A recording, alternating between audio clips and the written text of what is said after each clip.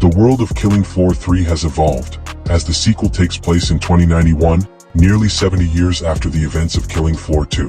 Zeds have become even more dangerous, but so have the survivors.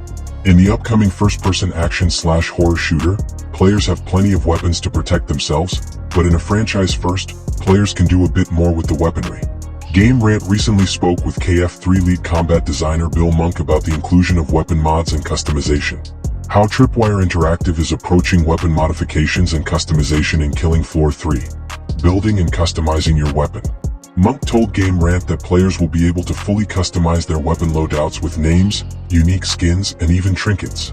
Monk gave the example of having a shrunken clot head hanging off of a gun in Killing Floor 3, which may appeal to many fans.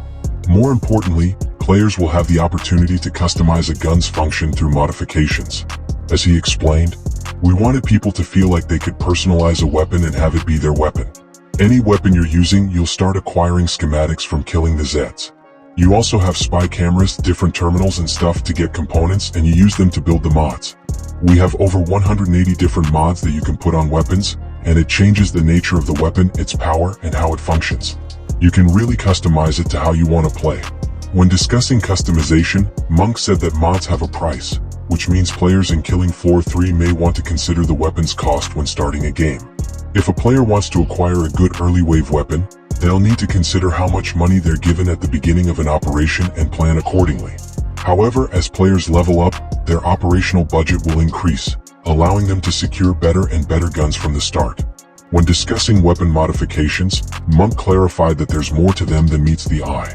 After acquiring the ability to make a weapon modification, players will want to level up the mod in addition to leveling up their specialist. This will help survivors defend themselves against hordes of Zeds in Killing Floor 3. As he explained, another element that I think fans are going to enjoy is that, with every mod, you can make it once you have the schematic.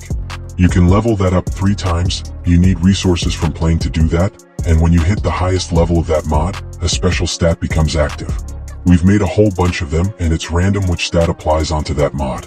If you don't like it, you can recycle, but it's like a min-maxer's dream with the mods. Monk also went on to say that the team has developed so many mods that they haven't even had time to thoroughly play all of them.